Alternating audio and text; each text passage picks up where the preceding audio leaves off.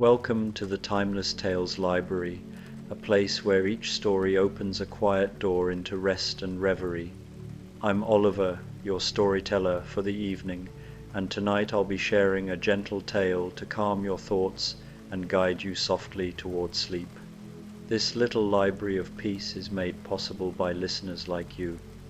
If you've found comfort here, please consider subscribing to help us continue crafting these restful journeys. As you settle in, I'd love to hear from you. Leave a comment below letting me know where you're listening from tonight, and share a place you'd love a story to carry you to.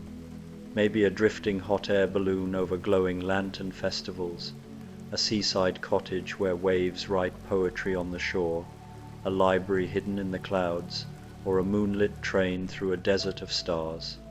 Your dreams are the heartbeat of our quiet corner of the world. This story is about a magical neighborhood bakery nestled inside the Rainy Day Hotel, where classic literary characters seeking refuge from a winter storm discover warmth, friendship, and exactly the comfort they need on a cold evening when the world outside has turned quiet and white. Now, take a slow, quiet breath. You are walking into a special place within the Timeless Tales Library, where the books have no words. This is the Library of Silent Stories, where every volume is filled with pictures, feelings, and the quiet music of imagination. Here, there are no noisy distractions, just the peaceful narrative of images and the serene feeling of a story without sound. Let your body melt into your bed, your private reading nook in this silent, peaceful hall. Release any tension in your legs, arms, and neck. The silence of the library is like a soft blanket, wrapping you in quiet stillness and letting your mind rest from the chatter of the day. Open the first book. Let the beautiful, silent stories guide your thoughts into a tranquil, wordless world of dreams. Coziest Rainy Hotel Bakery, a winter bedtime story.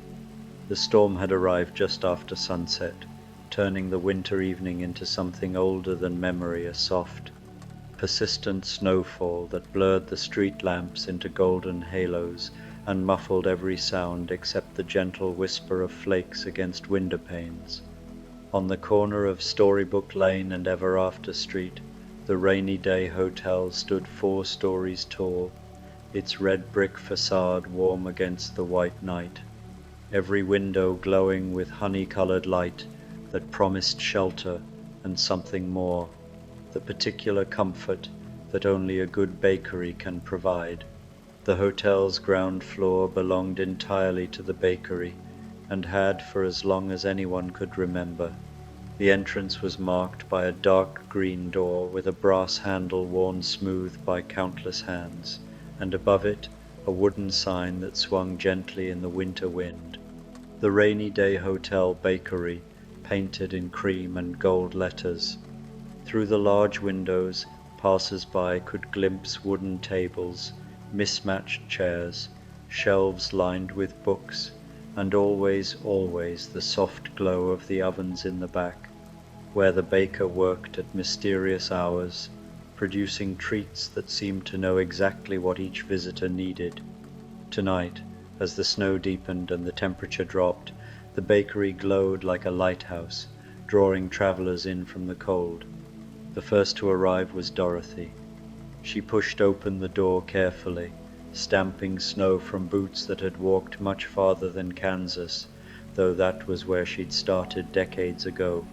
Dorothy was in her late 20s now, her dark hair braided practically down her back, wearing a heavy wool coat the color of storm clouds, and carrying a worn leather satchel over one shoulder. Her cheeks were pink from the cold, and when she stepped inside, she paused just past the threshold to let the warmth wash over her like a blessing. "Oh," she breathed, and the single syllable contained such relief that it was almost a prayer. The bakery welcomed her with its particular magic.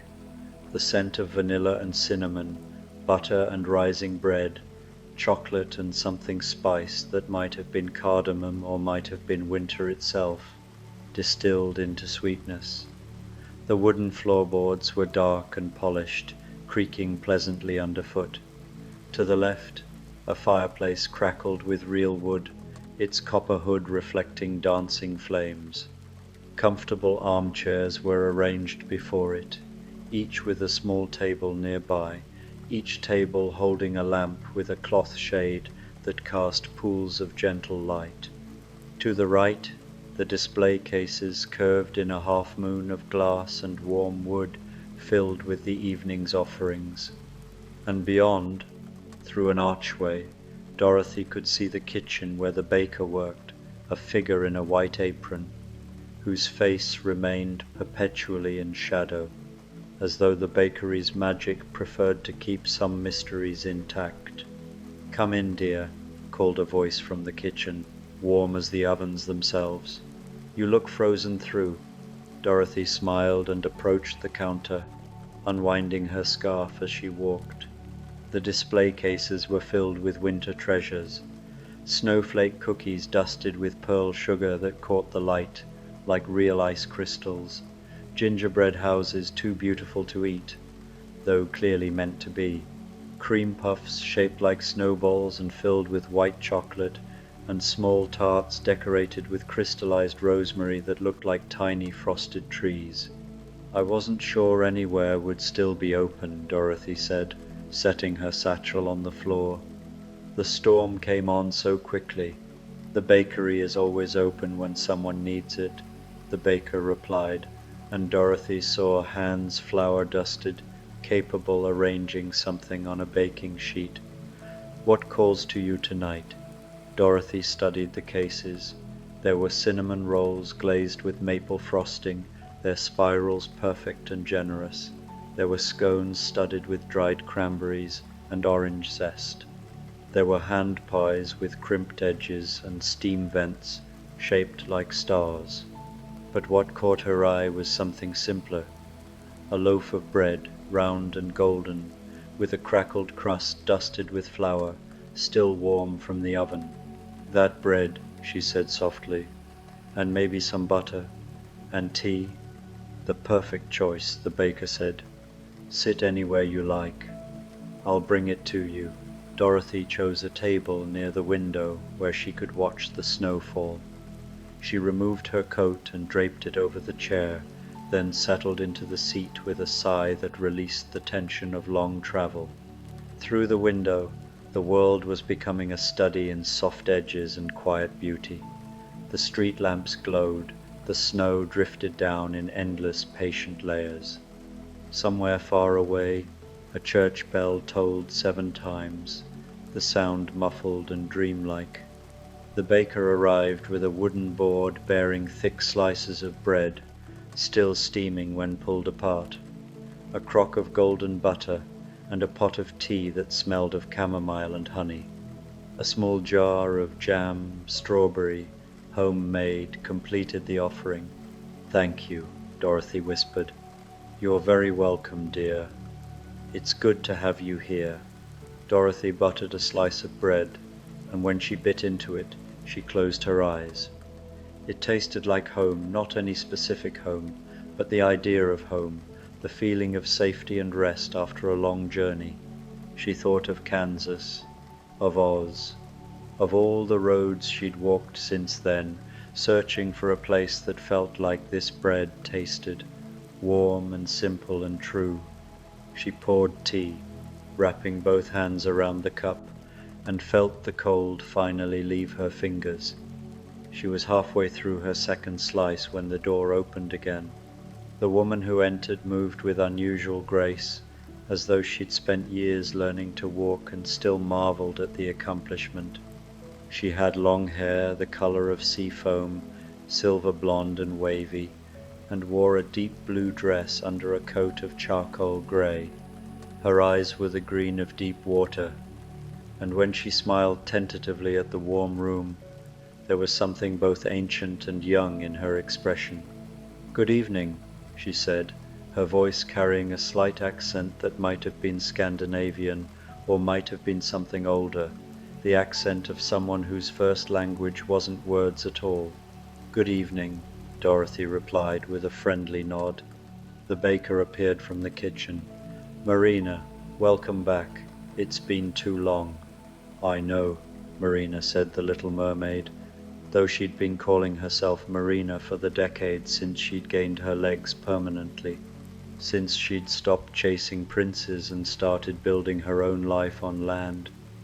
"I've been traveling, but I saw the snow, and I remembered this place, and I thought," she trailed off, smiling, "I hoped you'd be here." "Always," the baker said gently. "What would bring you comfort tonight?" Marina approached the display case, and her eyes lit up. "Oh, are those seafoam meringues? Made fresh this afternoon. Vanilla and rosewater, crisp on the outside, soft within. And I have hot chocolate, the kind with cream and a touch of salt." "Perfect," Marina breathed. She took a table near the fireplace, arranging herself carefully, as she still sometimes did, as though her legs were a gift she didn't take for granted. The baker brought her a plate of meringues that looked like frozen ocean waves, each one peaked and swirled, and exactly the pale green-white of foam on winter seas. The hot chocolate arrived in a wide ceramic mug, topped with whipped cream and a sprinkle of sea salt that glittered in the lamplight. Marina took a sip and made a sound of pure contentment. The chocolate was rich and dark, the salt brightening it, the cream soft as clouds.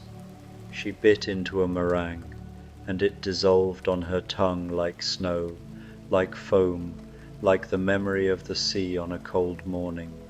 For a moment she felt the old longing for the ocean, for the world beneath the waves, but it was gentler now, more like nostalgia than heartbreak. She'd made the right choice. She knew that now. Walking was its own kind of magic. The door opened a third time, and a young woman tumbled in with a gust of snow, laughing. She had honey blonde hair that fell to her shoulders in deliberate disarray, and she wore a velvet coat the color of midnight blue over a practical wool dress. Her boots were good and sturdy, and she carried an umbrella that had clearly given up the fight against the storm. "Curiouser and curiouser," she announced to the room at large, shaking snow from her umbrella. "I was certain this street wasn't here last week." Dorothy and Marina both smiled. They recognized the particular energy of Alice, who'd been Alice in Wonderland once, and was now simply Alice. A woman in her mid-20s who worked as a librarian and still occasionally found herself in places that didn't quite follow the usual rules of geography or logic. "The bakery has its own sense of location," the baker called from the kitchen. "Come in, Alice, warm yourself." Alice propped her umbrella by the door and approached the counter with barely contained delight. "What marvels do you have tonight? Please tell me there's something with lavender, or lemon, or oh," she'd spotted the display case. "Are those tiny layer cakes?" "Yes, indeed. Individual winter petit fours, each one different. This one is almond and rosewater. This is chocolate and peppermint. That one there is lemon and lavender, which I think is what you were hoping for." "I'll take 3, Alice said immediately, then reconsidered. "No, 4. And do you have Earl Grey tea?" "Of course." Alice paid with coins from a small embroidered purse, and carried her treasures to a table between Dorothy and Marina, nodding cheerfully to both. The petite fours were miniature masterpieces, each one frosted in pale winter colors, white and cream, the palest blue, soft lavender, and decorated with tiny sugar flowers or crystallized herbs. They sat on a delicate china plate, and beside them the baker placed a pot of Earl Grey and a cup so thin it was nearly translucent. Alice immediately bit into the lemon lavender cake, and her eyes went wide. "Oh, this is poetry. she said to no one in particular. Edible poetry. Isn't it always? In a good bakery? Marina said with a gentle smile. I suppose you're right, Alice agreed. Though I once had tea in a place where the cakes made you taller or shorter, and that was less poetic and more problematic. Dorothy laughed softly. I once had tea in a palace made of emeralds, and they served green cakes that tasted like mint and ambition. Ambition has a taste? Alice asked, delighted. In Oz, everything has a taste, and a color, and usually an opinion. The three women fell into easy conversation, their voices low and comfortable, punctuated by the crackle of the fire and the whisper of snow against the windows. They talked about travel, about the strangeness of growing up in extraordinary circumstances, about the peculiar challenge of being known for childhood adventures when you were trying to build an adult life. People still expect me to want to go back, Dorothy said, spreading more jam on her bread. To Oz, I mean. As though Kansas isn't enough. As though wanting a simple life makes me boring. Nothing about you is boring, Marina said firmly. You chose what you needed. That takes more courage than adventure, says the woman who gave up immortality for legs, Alice pointed out, but gently. Marina smiled into her hot chocolate. We all make our trades, don't we? I have no regrets. The door chimed again, and this time a woman in her early 30s entered, bringing with her the scent of snow and ink and determination. She had dark hair pinned up in a practical bun, ink stains on her fingers, and wore a thick brown coat over what looked like a writer's uniform, simple skirt, warm sweater, boots meant for walking while thinking. Her face was bright with cold and intelligence, and she carried a leather satchel that bulged with notebooks. Joe March, the baker called in greeting. I was hoping you'd find your way here tonight. Joe grinned, unwinding a long striped scarf. I was working in my studio and realized I hadn't eaten since breakfast, saw the snow and thought of this place. She looked around with satisfaction. Still the coziest spot in any city. What are you writing? Alice asked with immediate interest. A novel, Joe said, approaching the counter. Always a novel. This one's about 3 sisters in a lighthouse. It's not going well, which means I need sustenance. She studied the bakery case with a practiced eye. What's that one, with the apples? Apple galette, the baker said, with cinnamon and brown sugar, brushed with butter, served warm, and I have fresh coffee, if you'd like.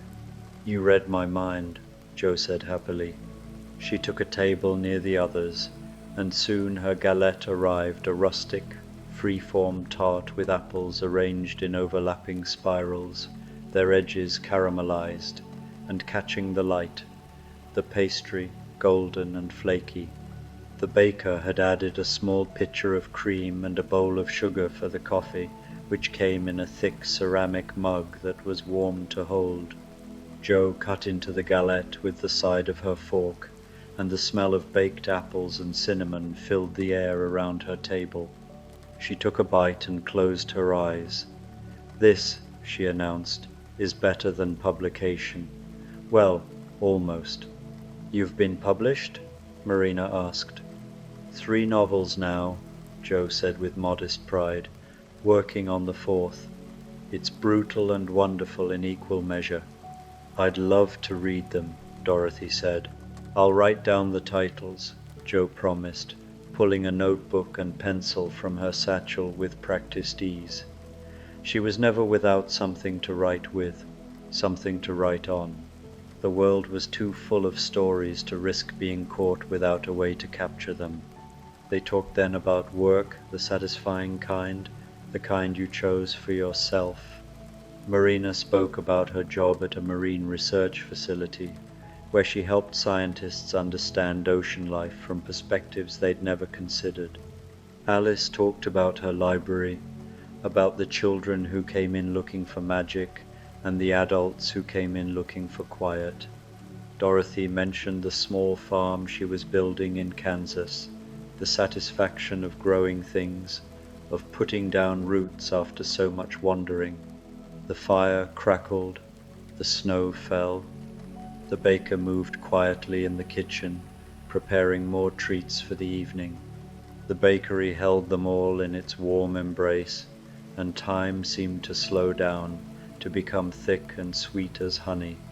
The door opened once more, letting in a swirl of cold air and fat snowflakes that melted almost instantly on the warm wooden floor.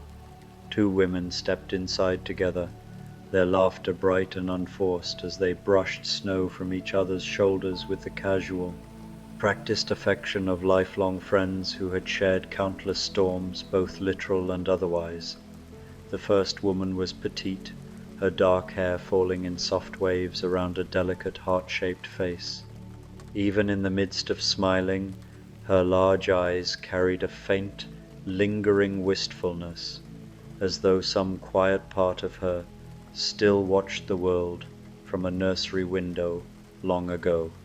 She wore a deep green wool coat dusted with white, paired with sensible leather gloves, and her presence somehow felt both firmly rooted in the everyday world and faintly otherworldly, like someone who had once flown and still remembered the feeling of wind beneath her. The second woman stood noticeably taller, her thick auburn braid swinging gently against her back as she shook snow from her collar. A light scattering of freckles ran across the bridge of her nose and cheeks, giving her an almost girlish warmth that contrasted with the steady, unshakable confidence in her posture. She wore a striking red coat, fastened with large wooden toggles, the kind of practical yet bold garment that suited someone who had walked through darkness and emerged not just alive, but entirely her own. She moved with the quiet assurance of a survivor who had faced the unimaginable, stared it down, and chosen deliberately to trust herself completely ever since. Here stood Wendy Darling and Gretel, no longer the children of fairy tales and shadowed forests, but women fully grown, both finally free in ways their younger selves could scarcely have imagined. "We're not too late, are we?" Wendy asked, her gaze sweeping the cozy bakery with visible relief as warmth enveloped them. Her voice still held that soft, melodic quality from childhood stories, though now it carried the gentle weight of years lived. "We got caught in the storm on our way back from the theater. The streets are practically buried out there." "The bakery is never closed to those who need it," the baker replied, emerging from the kitchen with flour on her apron and a smile that seemed to radiate its own gentle light. Her eyes twinkled with quiet understanding, as though she recognized the particular kind of weariness these two carried beneath their coats. "What draws you tonight, in all this weather?" Wendy and Gretel stepped closer to the counter, side by side, leaning in to confer in low, conspiratorial whispers, their heads nearly touching. After a moment of shared consideration, Gretel straightened and spoke first, her voice steady yet tinged with something vulnerable. "Do you have anything with gingerbread?" The baker's smile grew deeper, warmer, as though the request had been anticipated. "I have gingerbread cookies, soft, chewy, full of molasses and spice. There's gingerbread cake layered with cream cheese frosting, rich and comforting." And she reached into the glass case with care. "These." She set a small plate before them, revealing a collection of miniature gingerbread houses, each one no larger than a teacup. They were exquisitely crafted, crisp walls piped with delicate royal icing, tiny candy pane windows that caught the lamplight and seemed to glow from within as though real candles flickered behind them, roofs dusted with powdered sugar snow. They were perfect in their smallness, fragile yet enduring, like memories preserved in sugar and care. Gretel's expression shifted as she looked at them. Something complicated and unguarded crossed her face. A swirl of old memory, sharp pain, and the slower, harder won peace of healing. Her fingers hovered above the plate for a heartbeat before she spoke again, quieter now. "I'll take 2, she said, "and hot apple cider, please. And I'll have the gingerbread cake," Wendy added gently, "with chamomile tea to go with it." They carried their treats to a large round table near the center of the room, settling into chairs with sighs of relief. The other women, already present, felt the natural pull of their warmth and gravitated over, drawing up extra seats until all 6 sat together in a loose, comfortable circle.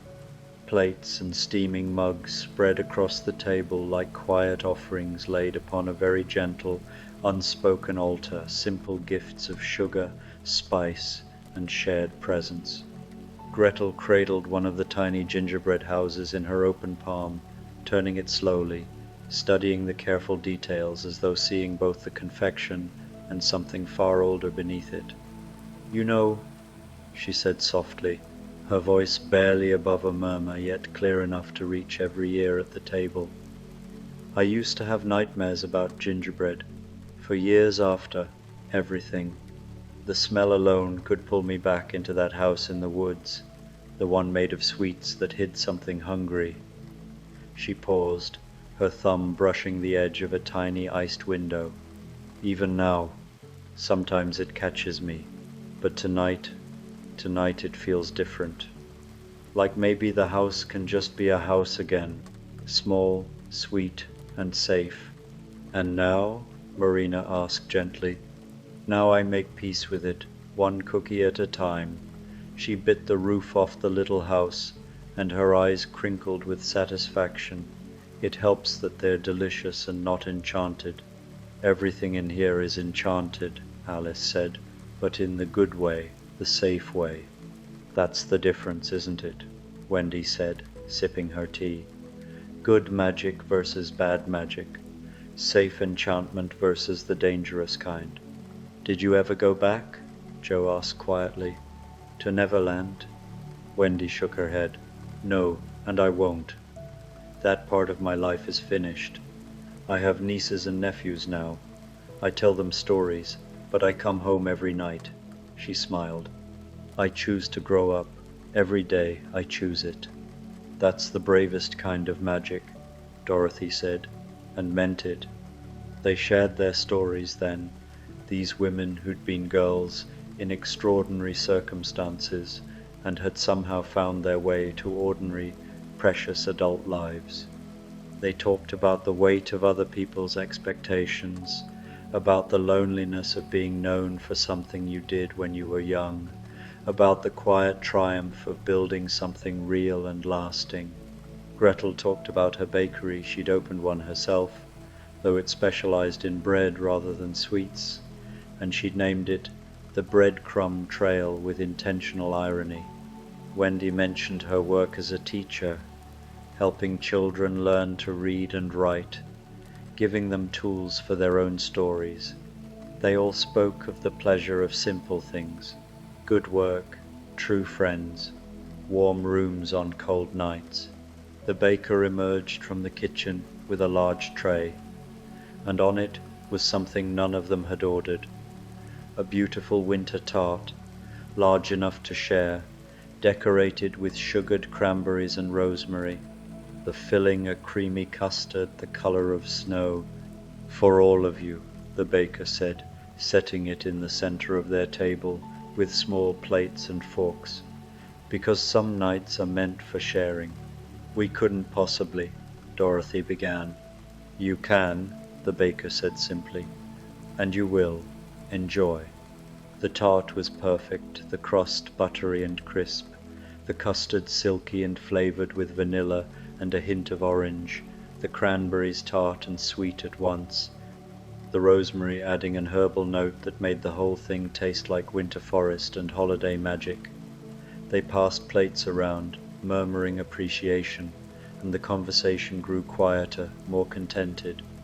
Outside, the snow had deepened, The streets were empty now, white and pristine, and the world had taken on the hushed quality of late evening in winter, when even the city seems to hold its breath. Inside the bakery, the fire burned low and steady. The lamps glowed. The oven radiated its ancient, patient warmth. Alice pulled a book from her bag, she always carried at least one, and began to read aloud softly, a poem about winter and memory. Marina closed her eyes to listen, her hands wrapped around her cooling mug. Jo made notes in her notebook, capturing phrases, moments, the feeling of this evening that she might weave into a story someday. Dorothy simply sat, present and peaceful, feeling the contentment of being exactly where she needed to be. Gretel and Wendy leaned close together, talking in low voices about their plans for the week, about a party they were planning, about the small, beautiful details of lives well lived. Every so often, one of them would take another bite of the shared tart and smile. The baker moved quietly through the space with the unhurried grace of someone who had long ago made peace with time itself. She refilled teapots before anyone had to ask, the porcelain clinking softly as steaming water met chamomile and spice. She brought small pitchers of fresh cream, thick and pale as new snow. She knelt briefly to stoke the fire in the hearth, coaxing brighter flames from the logs with a few deft pokes of the iron. Never once did she intrude on the circle of voices, never hovering, never interrupting, yet she was always there at the precise moment she was needed. It was the hallmark of the very best hosts, the art of making magic appear as the most ordinary simplicity, of letting care unfold so gently that it felt like nothing more remarkable than breathing. "I was so cold when I arrived," Dorothy said after a long, comfortable quiet had settled over the table. She spoke to no one in particular and to everyone at once, her gaze resting somewhere in the middle distance where the lamplight met the dark window panes. Her voice was soft, almost wondering, as though she were hearing the memory for the first time. "I couldn't remember ever being warm, not really. Not the kind of warm that reaches all the way inside your bones. The wind on that yellow brick road had teeth, and the Emerald City glitter was cold as cut glass. Even the ruby slippers felt like ice against my feet by the end. And now?" Marina asked gently, leaning forward just enough to catch Dorothy's eye. Her tone held no demand, only the quiet invitation that had already drawn so many stories into this room. Dorothy's smile came slowly, small at first, then spreading until it reached the corners of her eyes and softened every line the years had etched there. "Now," she said, and there was wonder in it still, "I can't imagine ever being cold again." She wrapped both hands around her mug as though cradling proof of the fact, steam curling upward like a promise kept. "The warmth here isn't just the fire or the tea. It's cumulative. Every story shared, every laugh that answers a hard memory, every quiet minute when no one needs to speak, it builds up inside you until the cold can't find purchase anymore." It was the kind of statement that felt entirely at home in this place, at this late hour, among these particular women. A truth too tender for daylight or crowds, one that could only breathe freely in the gentle in-between spaces between waking and the edge of sleep, between the howl of the storm outside and the stillness that had settled within these four walls, between one long, difficult chapter of life and whatever gentler one might come next. No one rushed to fill the silence that followed. They simply let it rest among them, warm and unbroken, like another small fire burning low and steady at the center of the table. Alice finished her poem. Jo closed her notebook. Gretel ate the last bite of her gingerbread house and felt only satisfaction, no shadows. Wendy poured more tea for anyone who wanted it, and they all wanted it, because the evening wasn't quite over yet, and none of them were ready for it to end. The baker brought out one final offering, a tray of small star-shaped cookies dusted with powdered sugar, each one stamped with a different word: peace, rest, home, safe, warm, found. Take one, the baker said, take several, for the journey. They each chose cookies, reading the words, tucking them into pockets and purses like talismans. Dorothy took home and safe. Marina chose found and peace. Alice grabbed rest with a rueful laugh. I need this one, she said. Jo took warm and immediately ate it. Gretel and Wendy each took safe and exchanged a meaningful look, a shared understanding of what that word meant to them. The storm outside had gentled. The snow still fell, but softer now, lazy spirals instead of urgent flurries. The night was deepening toward true dark, toward the quiet hours when most of the world sleeps and dreams. One by one, the women began to gather their things, coats and scarves, bags and umbrellas, but they moved slowly, reluctant to break the spell, to leave the warmth and safety of this place. Same time next storm, Alice suggested, and the others laughed and agreed. The bakery will be here, the baker assured them, whenever you need it. They left in pairs and alone, calling soft goodbyes, stepping out into the transformed world where snow muffled all the hard edges and made everything look clean and possible. The street lamps glowed. Their footsteps left the first marks in the fresh snow on the sidewalk. Above them, windows glowed gold, and somewhere, someone was playing piano, the notes drifting down through the quiet night.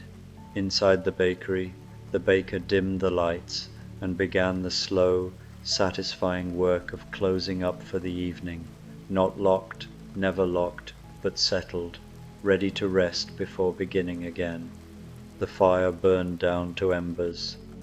The cases were emptied and cleaned. The floors were swept, and through it all the scent remained. Vanilla and cinnamon, butter and comfort, the smell of a place where weary travelers could always find exactly what they needed.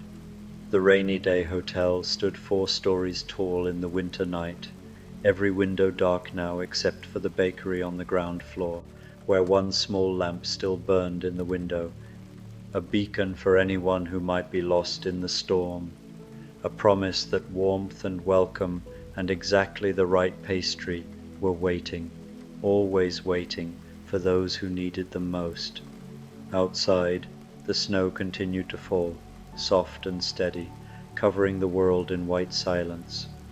Inside, the ovens cooled and rested, and somewhere between waking and dreaming, between the storm and the stillness, the magic held.